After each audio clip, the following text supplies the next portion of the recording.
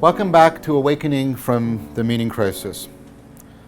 So last time we were continuing our examination of sacredness, the experience of sacredness, the Schleiermacher side of things, and I was trying to develop an account of what symbols are, at least symbols insofar as they are distinct from signs,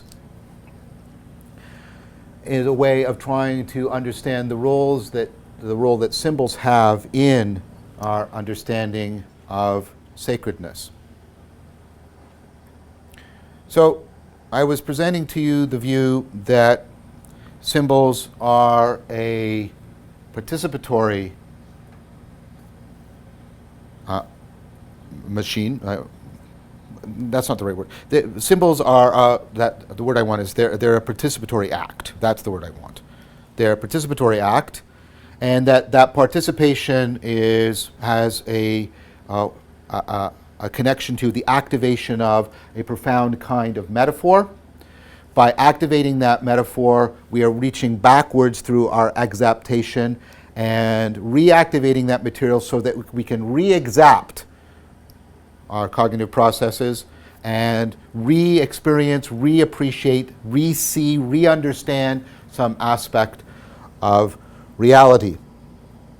And that re-exaptation makes the use of a symbol a deeply participatory, transformative thing that we do. And that with a symbol, we're activating all that re-exaptive machinery in order to hold something in mind so that we can see more deeply into it, be more in contact with it. And then I argued the point of that is ultimately to set up an anagogic process by which I am transformed so I can see through the symbol into reality, and so that reality can speak through the symbol to me, and that we get an anagogic flow happening, and I'm becoming deeply integrated, the world is becoming disclosed, and that mutual reciprocal realization feels deeply sort of like love coupling to reality in a profound way. And so that symbols are, in that sense, designed to get me into a trajectory of transframing. They're designed to, in wonder, open up the world and also grow me so that I can be in that larger world. And that points to how symbols are ecstatic, they're participatory, they're integrative, they're complex because they help to complexify me and disclose the complexity of the world in a coordinated fashion. And then I suggested to you that we understand symbols as mythos, that it's always a symbol and a story together, and the story points to the ritual, and the ritual is also right, because the mythos is always enacted if it's going to bring about the transformations that it wants to bring about, or that we want to use it to bring about. I think both of those are right. We can use mythos to activate, accelerate, articulate, and appreciate religio. And religio is inherently valuable to us, so even that alone is going to be very valuable to us.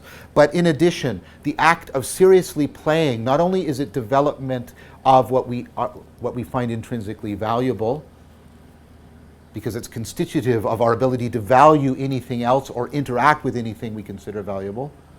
It's because it's primordial. Not only is that the case, but relevance realization, which is at the heart of religio, and I've given you an argument for that, is constituted to, it functions, it is structured to function, it functions by being interested in itself, correcting itself, transcending itself, developing itself. So that's why we love the flow state, right? It not only is it optimal in the, right, this playing with religio, like the flow state, is not only optimal in that it's getting us to be our best, we also find it to be an optimal experience.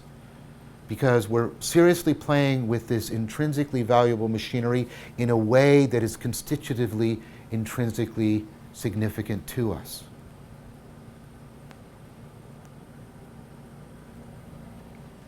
And I propose that when we are using the symbol to get us to play with the machinery, the meta-assimilation, the meta-accommodation of sacredness, or at least the meta-assimilation, the meta-accommodation of the higher order relevance realization within sacredness, then that's what we deeply mean by the experience of sacredness. And then I propose to you a proposal I need to return to now, because I only initiated it last time. I propose to you that we move off of sacredness and onto the sacred, and a particular proposal as to what is the cause or the source of sacredness, the sacred. And again, I'm using that term because it's as neutral as I can find. And the proposal, which again you don't find in some accounts of sacredness, the sacred that is the Tao, I do not think is supernatural or absolute. The sacredness of shunyata is definitely not, right? So when Prince Wu asked Bodhidharma what was holy about his doctrine, and he keeps pressing Bodhidharma and he keeps saying, no, not that, and then the prince gets upset and says, well, what is holy about your doctrine? Bodhidharma says, nothing holy, vast emptiness. Shunyata is in that sense sacred, but it's not holy. At least not in the sense of, a supernatural source of righteousness.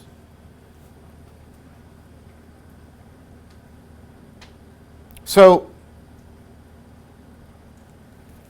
I proposed an alternative to that idea, born from a critique. The critique was, there's something wrong about trying to essentialize sacredness in the sacred.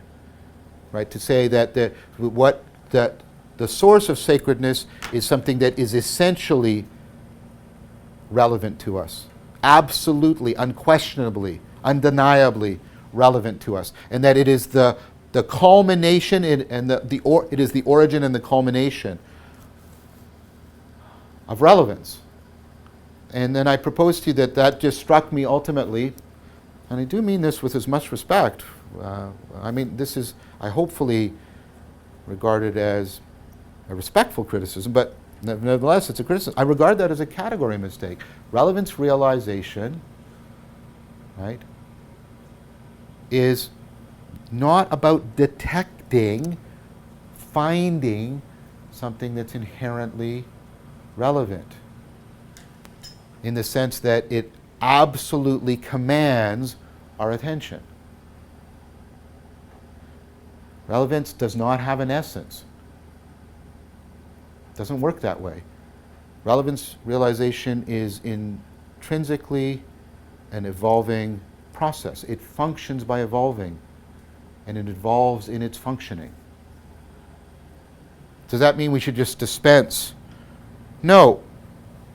Because I proposed to you I propose one thing and then I want to add another thing to it. I propose to you that there's a different way of thinking about sacredness that comports well with this idea of, right, the sacredness of sacredness. There's an idea, a way of thinking about the source of sacredness that comports well with the picture of sacredness that I've tried to argue for, which is namely the idea of sacredness as the inexhaustible.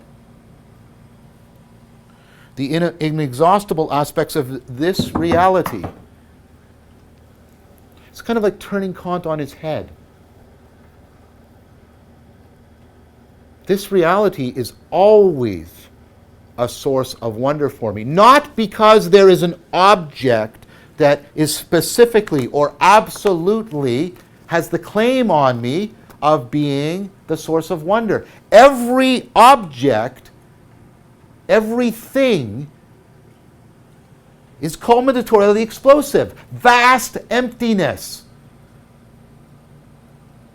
Ultimately, there is a no-thingness to reality because everything is culminatorily explosive in terms of what it is.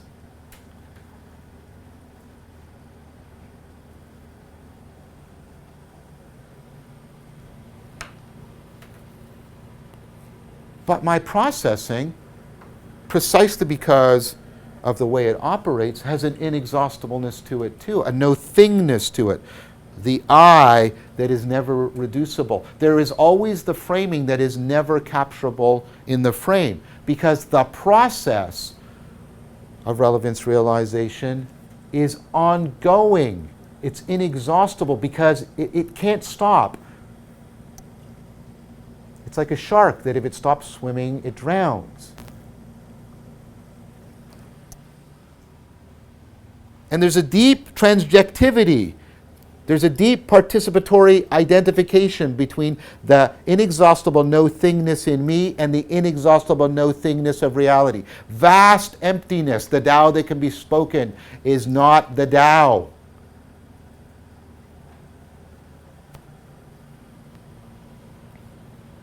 And so I can return again and again and again to the world.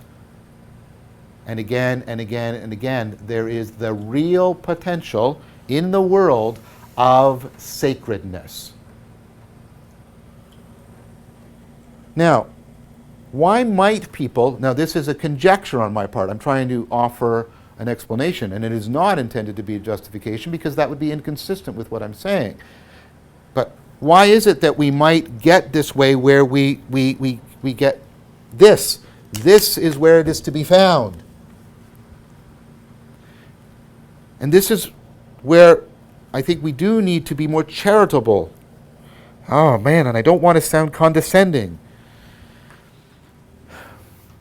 There is a real sense in which particular symbols, particular mythos, is indispensable for people. It might be, and in fact it's highly plausible if you think about it, given my own personal history, the way relevance realization has unfolded, the way Religio is for here now, me, that certain symbols are indispensable for me to activate, articulate, appreciate, accelerate my Religio. Those symbols may be indispensable for me because of the way my relevance realization machinery is evolving. They may be indispensable to my Religio because of the kairos that is always part of my ongoing, see, the problem with Religio is it's a noun, right? But my ongoing Religio, even saying my is wrong, right? Because that makes it sound like something I possess. The Religio that my world and I participate in and co-emerge from.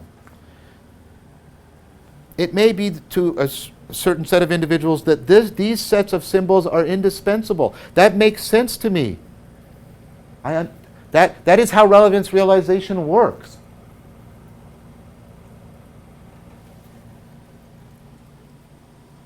You may say that only through this mythos do I get the access I need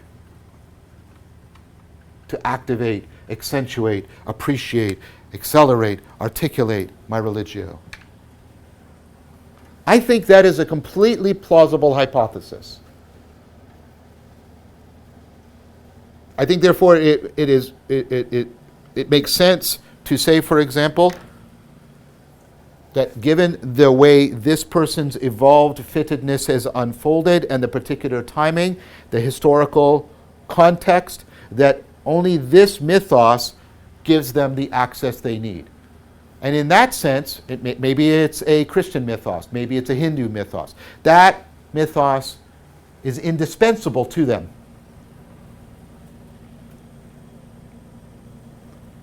But here's what we shouldn't do. We shouldn't confuse indispensable to an individual, to a community, to a group, to a tradition. We shouldn't confuse psychocultural, cognitive cultural indispensability with metaphysical necessity. Metaphysical necessity. English is indispensable to me. I cannot communicate to you without it. Given this time, this place, my own history, where we are, the timing of things, English is indispensable to me. That doesn't mean that English is metaphysically necessary. It didn't exist, and it will not exist at some point. And it is not some final, complete, or absolute version. It is not the perfect language. It is not the final language. In fact, it performs precisely because it's continually evolving as a language, so that it stays, at least to some degree, in touch with the world.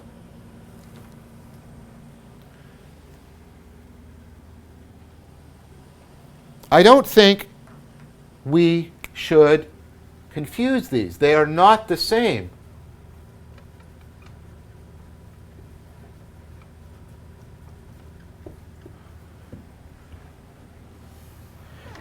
I do not think we should understand the sacred. We shouldn't do this.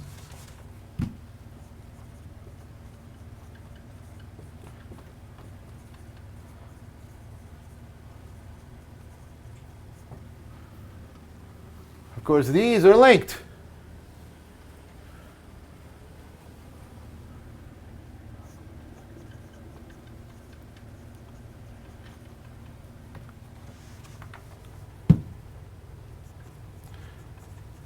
The inexhaustible source of perspectival, participatory, procedural, and ultimately propositional intelligibility.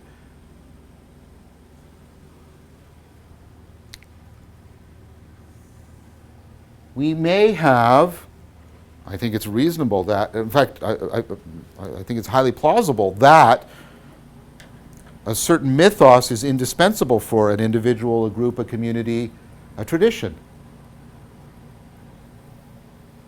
But that should not be confused with metaphysical necessity, nor should it license the idea that that inheres in some supernatural entity or thing.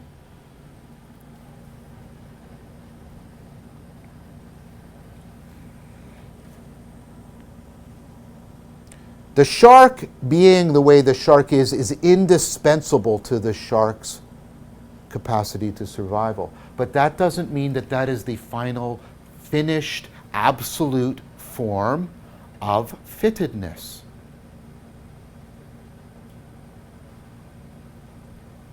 The world and the capacity for biological adaptation, the process of evolution, means that there's an inexhaustibleness to life's capacity for fittedness. That, to me, is a reasonable alternative to understanding sacredness than to think of it as inhering in some final absolute. So, if we could give up the confusion of indispensability with metaphysical necessity, if we could give up identifying the sacred, that which generates sacredness, as the supernatural, then we would not have to be committed to a two worlds mythology for accessing sacredness, the deep connectedness of Religio. Now, that in and of itself is not, well, that's not the response, right, to the meaning crisis. That's insufficient. That is, and I mean this seriously, this is the first step. The first step is to try to understand the machinery of connectedness and understand it in a way that allows us to disconnect it from a metaphysical essentialism, disconnect it from the supernatural and its commitment to a two worlds mythology. Instead, understand it in a fashion that is completely integratable with science. Because if you remember, this is all grounded in a naturalistic interpretation of relevance realization. This would be an account that resituates us back within that scientific worldview, while also giving us a way, a deep way, of talking about, experiencing sacredness, deep connectedness, deep self-transcendence, deep transformation, etc. Now, I need to do a lot more work, and that's why this series is not yet finished. I need to show how this model of relevance realization does address the historical issues. I've been already suggesting that to you. But how does it help to address where we got to historically, the historical factors? But there's another thing that I've been alluding to that we also have to address, and they are integrated together. And now that I have this theoretical machinery, I can talk about it better. Because we now have, I think, a more careful way of understanding the meaning crisis. This marker is no good.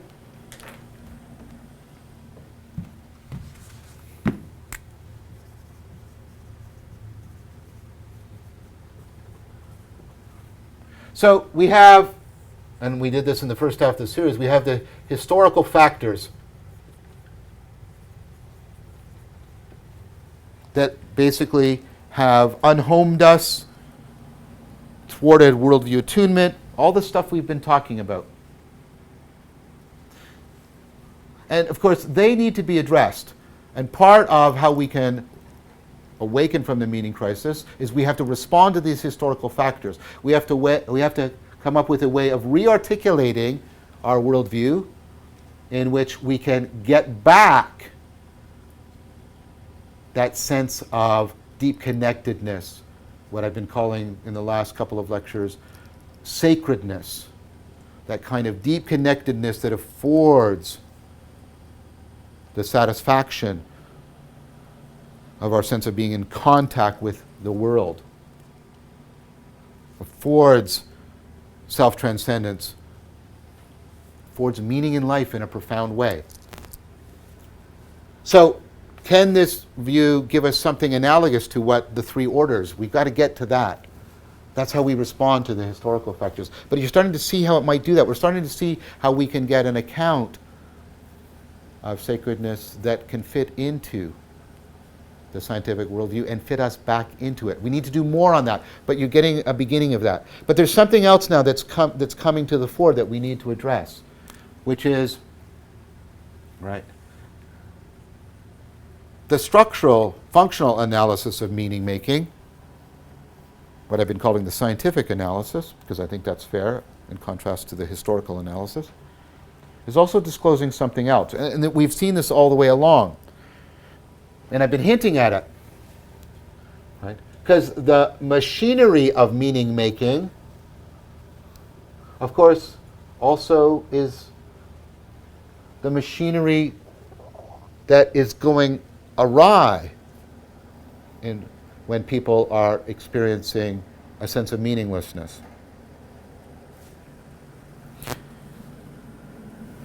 Remember the core argument that the very machinery that makes you adaptive is the machinery that makes you vulnerable to self-deceptive, self-destructive processing. The very machinery of RR, relevance realization, that is making all of this deep connectedness possible for us, it's also the machinery that can go horribly wrong. We've already seen that. I want to start talking about the perennial problems.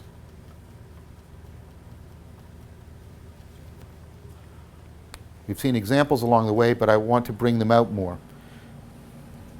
I want to develop that thesis about how the very machinery that makes us adaptive is the machinery that makes us prone to self-deceptive, self-destructive behavior. Here's what I want to argue. I want to argue that all cultures, all people in the sense of being participants in their culture, not necessarily every single individual, but all cultures across time, place, history, right? People are prone to perennial problems. These are ways in which the machinery of relevance realization can drive them into meaninglessness, despair.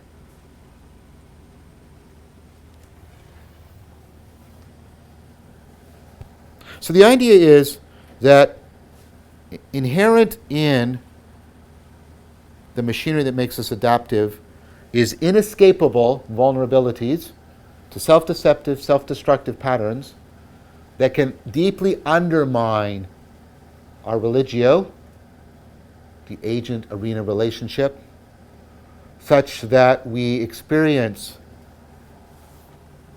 meaninglessness, absurdity, alienation, etc. We fall into despair.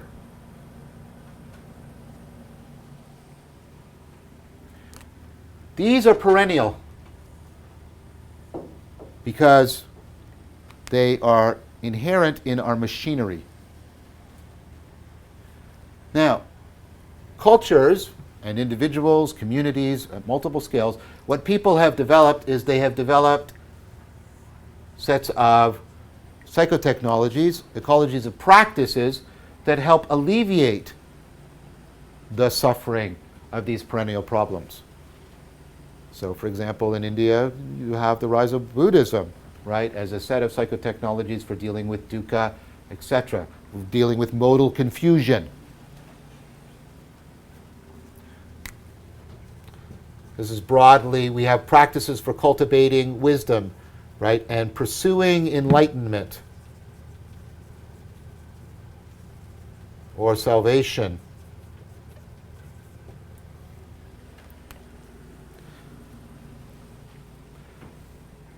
The meaning crisis emerges, I would argue, when historical factors have undermined, and that's what I tried to show you in the history, have undermined a worldview, a tradition, delegitimize a language, a cognitive grammar, made obsolete or made dismissive practices, sets of psychotechnologies, so that this undermines this. The historical factors lead to the undermining of the whole ecology of practices and psychotechnologies and cognitive cultural grammar that people have created in order to respond to the perennial problems.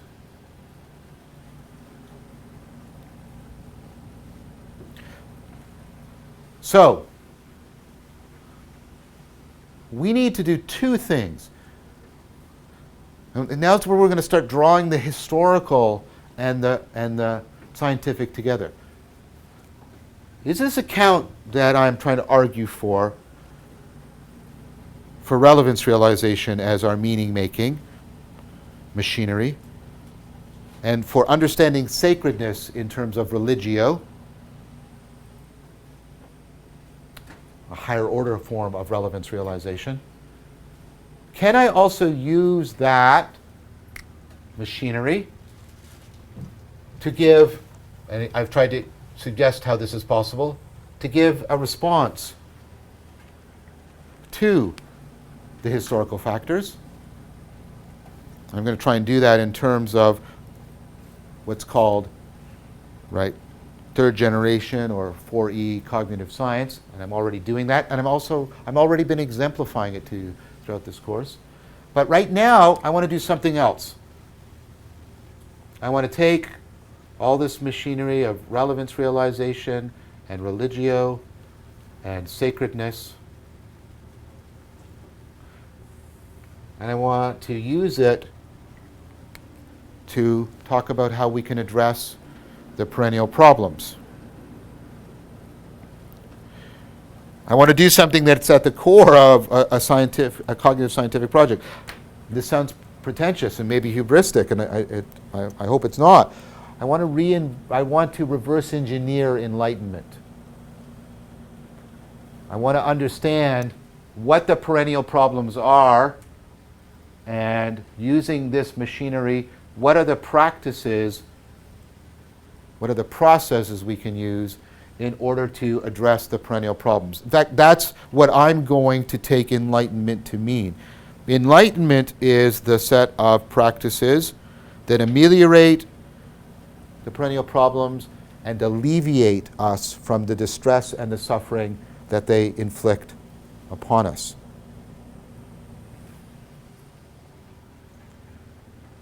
I already suggested the possibility of that when we talked about higher states of consciousness and trying to give a cognitive scientific account. But now I want to take that deeper. Because to awaken from the meaning crisis is not just to have a theory. It is not even to have a good scientific, historical theory. It is to have an understanding that helps afford and facilitate the process of transformation that we need to undergo in order to awaken from the meaning crisis. I have failed if what I'm doing will not ultimately lead to ways in which you, in your life, can respond to how the perennial problems might be gnawing away at the fabric of meaning in your life.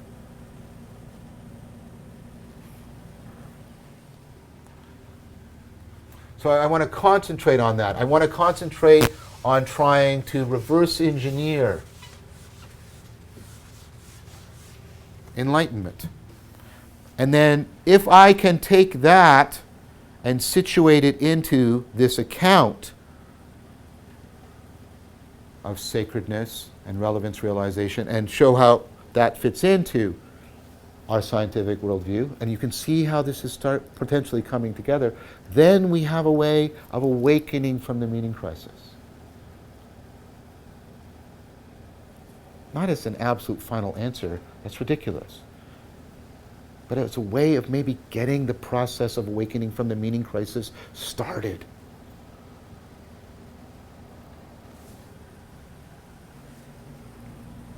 All right. Let's think of relevance realization and religio. We can think about there's a functional aspect, a structural aspect, of course, and a developmental. All of this has been seen throughout this series.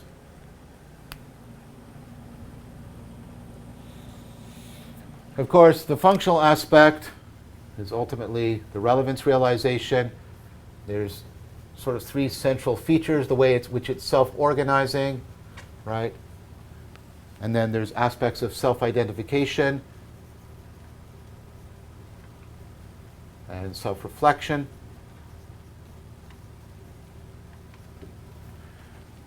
The structural has to do with the whole meta-meaning of the agent-arena relationship.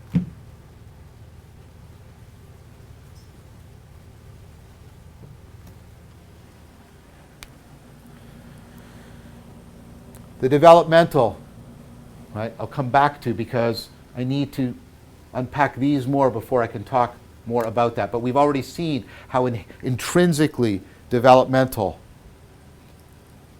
relevance realization and religio are. Okay, the self-organizing aspect, how can that go awry? Well, I've already made, I think, a very good case for that for you. That's parasitic processing.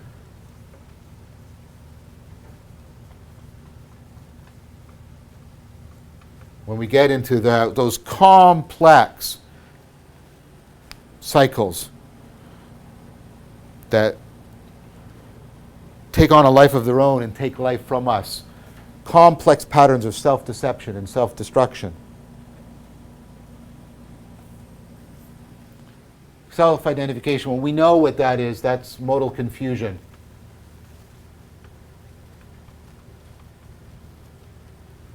Right?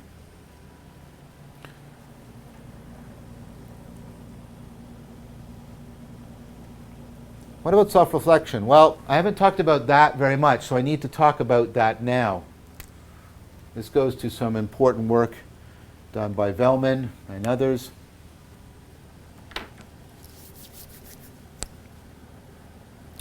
So we have to go back again to the work of Harry Frankfurt and Frankfurt's notion of a wanton. A wanton is a being who acts in a wanton fashion that acts completely impulsively. And so the idea is, if I just act completely impulsively, I'll actually lose my agency because my impulses are often in conflict with each other. They undermine each other. Think about Plato and the inner conflict, right? So what I need to do is I need to step back and reflect in order to try and get a coordination and integration. And reflection actually helps reduce my wantonness. See, when I'm enmeshed in a perspective, here's a particular perspective, right? I am enmeshed in its salience landscape, how it's making me care, how it's motivating and arousing me. So when I'm thirsty, right? When I'm thirsty, I'm seeing the world thirstily, right? So things having to do with water and although become salient, I'm drawn in, right? That's to see the world thirstily. But I can do a transparency opacity shift. I can actually step to a different perspective in which I'm aware of my thirst. Now this perspective is not thirsty. This is thirsty, but this perspective, for example, is curious. Oh, that's what thirst is like. Now, my motivational machinery is not driven just by thirst, it is driven by perhaps curiosity. And what happens is I start to gain some relief from the compulsion of immediacy and urgency of my thirst. I'm using thirst, by the way, because that's also a metaphor in Buddhism for craving. Right? So, if you're at the bottom and if you don't do any self-transcendence, you are awash in impulsiveness and self-destructive wantonness. And as I start to move up, away, as I self-transcend, I start to regain agency. But as you may expect, you can't simply maximize this. And this is Vellman's point. It's an excellent point. As I open up, this is the reflectiveness gap. I get a gap by reflection. As I open up this reflectiveness gap, I'm gaining agency. But if I keep opening it up, do I keep enhancing agency? No. Because then you get into the problem that is typified beautifully, by the way, in one of our great tragedies, namely Hamlet. Hamlet is always reflecting, and he's always reflecting on his reflection. And so he's always stepping back and looking at, always stepping back and looking at. And so he becomes incapable of acting. His tremendous, because he is gifted, right? His tremendous powers of reflection and self-transcendence are actually making him incapable of acting. As Vellman says, he becomes disconnected from the motivational machinery of interacting with the world. He loses agency. See, as I open, here's agency.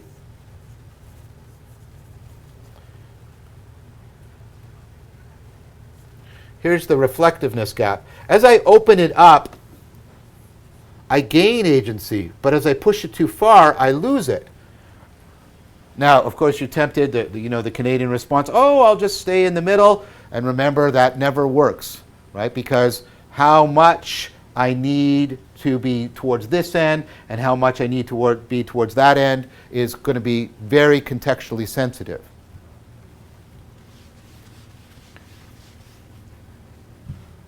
Right? The problem with this is,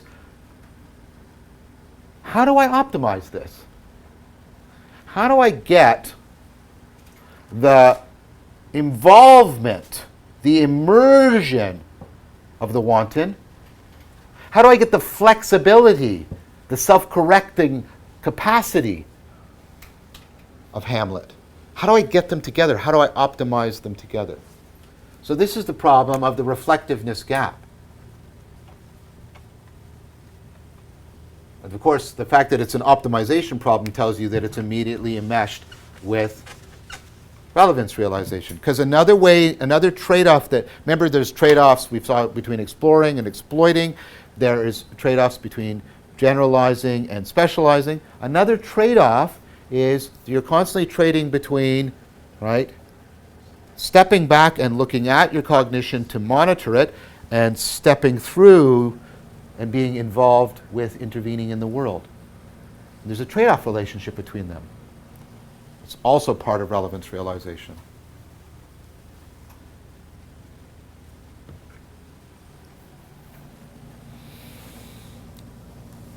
What about meta-meaning? Well, there's three I want to talk about. Absurdity, we've talked about some of these, this one already. Anxiety, alienation,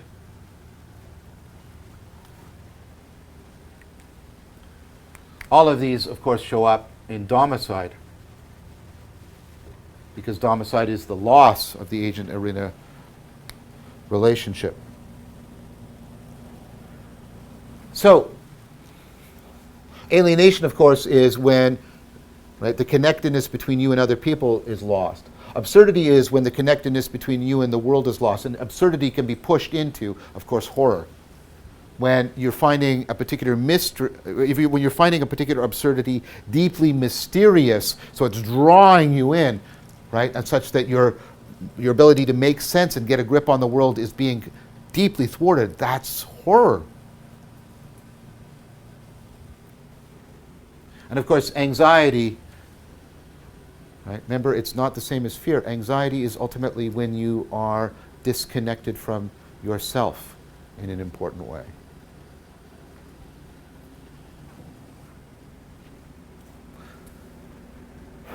The problems we face down here are ones we've talked already before. This is existential inertia. When you're trapped in a worldview and you can't get out of it, you can't activate anagoge and move to a new worldview. Or existential ignorance, right? You're indecisive. You don't know what you're going to lose if you go through the transformation. You don't know what you're going to miss if you don't, right? This is existential entrapment.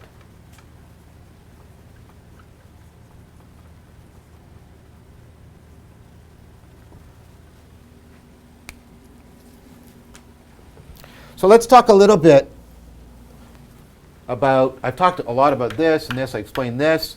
We know a lot about the anxiety, the inner conflict. We've got aspects of the alienation. I've been talking about, I've talked about this already, but this, which I've alluded to many times, we need to talk about this because it points to something really central and important. A very important article on this is by Thomas Nagel. It's called The Absurd. He also talks about it in his book, The View from Nowhere. And what I want to try and show you is how much absurdity is a perspectival participatory. All of this is at the level of, right, perspectival participatory knowing. But this in particular. First of all, Nagel does something very, very important in the absurd. He talks about how we behave as if the absurd is a result of our inferential processing. And we purport to give arguments that lead to the conclusion of absurdity. So we give an argument like, well, what I do now doesn't matter because it won't make any difference to people a million years from now. So I'm made insignificant by the vast expanse of time. And Nagel points out that argument doesn't work because if what's happening now is irrelevant, notice my language, to people a million years from now, the symmetry applies. Their opinion of me a million years in the future is irrelevant to me. It's complete asymmetry. If I make no difference to them, they also should make no difference to me. It can't matter to me because I can't matter to it.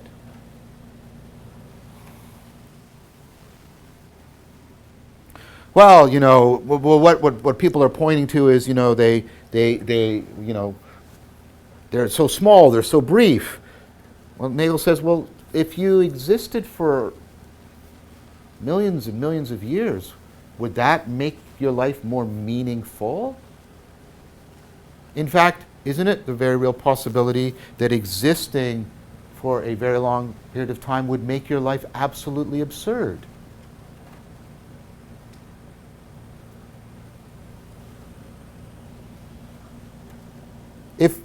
If your smallness in reality makes you feel absurd, makes you insignificant, then would your life be more meaningful to you if I blew you up to the size of a galaxy? Why would that do anything?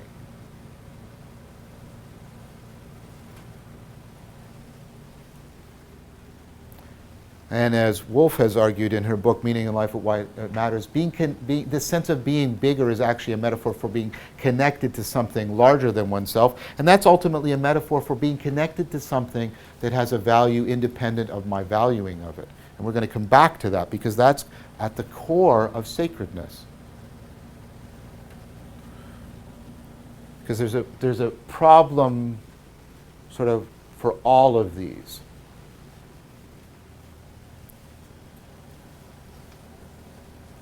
So what's going on with absurdity, right? If it's not really being generated by these arguments, what are the arguments doing? Well, he's basically saying the arguments are after the fact expressions of absurdity, not before the fact generators of absurdity. Well, I might, my life is made absurd by the fact that I'm going to die. You can't experience being dead. How can that be relevant to you? Well, I won't exist. You didn't exist a million years ago. Is that particularly relevant to you?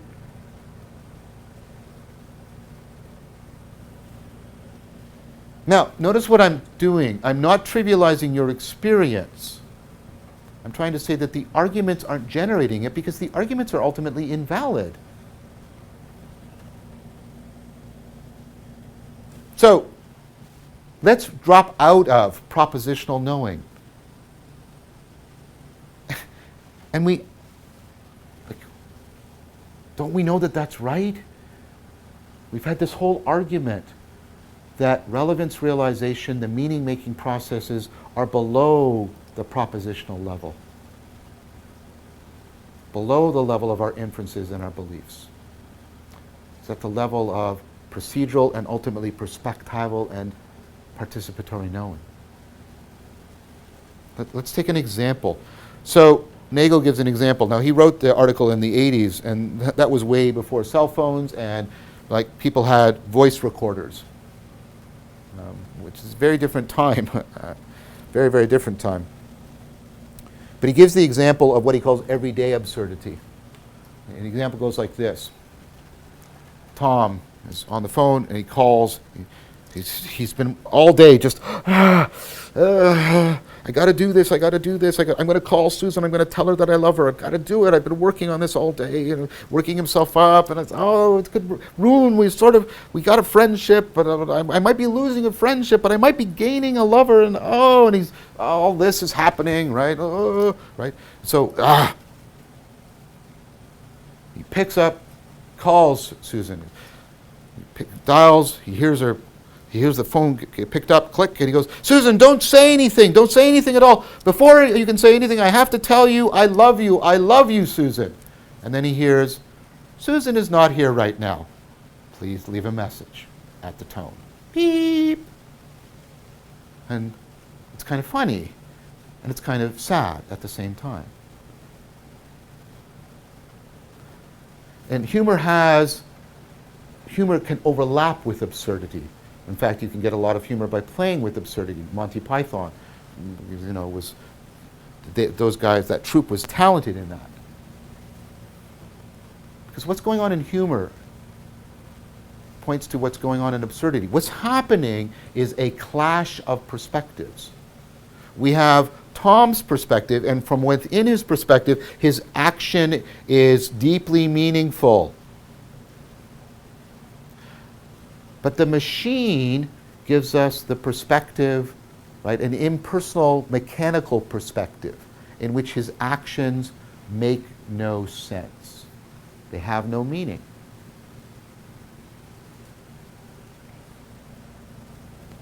Absurdity is a clash of perspectives. Because, of course, that's why it overlaps with humor, because in humor what you do is you play between a clash of perspectives and then you resolve it by a trick, by an equivocation. Right? You play with two different perspectives. That's why it's a punchline. You were in this perspective and then you're suddenly shifted to this one, but not in some incongruous way, but in a way that you can ultimately make sense of.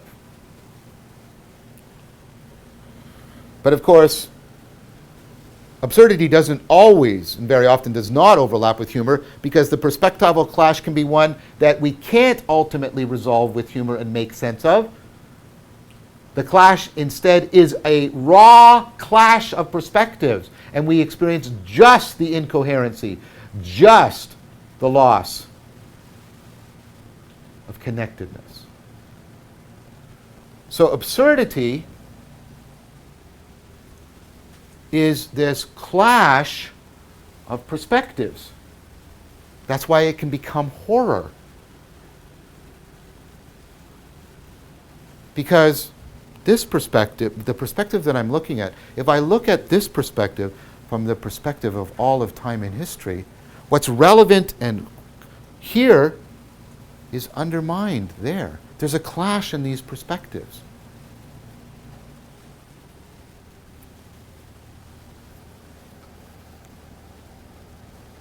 So, what do we need to do?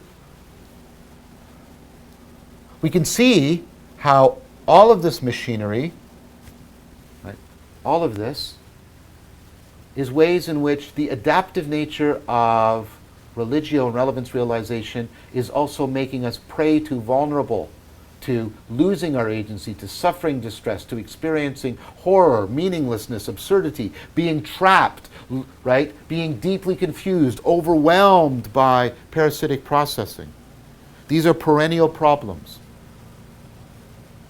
Because the very machinery that is making us adaptive is making us always susceptible to them. We can't jump over our own shadows. Now, what I want to do next time with you is, can we use the very same machinery of relevance realization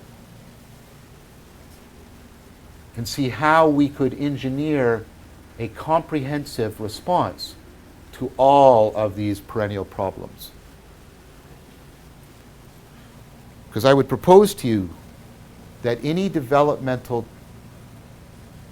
change, any development of our perspectival, participatory, and procedural knowings that affords a response, a reliable response that ameliorates and even alleviates the perennial problems, that is a good candidate for enlightenment. Instead of making enlightenment as this unachievable superlative that only the superhuman beings in the distant past can achieve, what's the use of that? Let's make enlightenment what it might be difficult, but let's not do that. Let's acknowledge the difficulty with an understanding that actually facilitates us being able to respond. I'm going to stipulate that enlightenment is the developmental process that gives us reliable amelioration and alleviation of the perennial problems.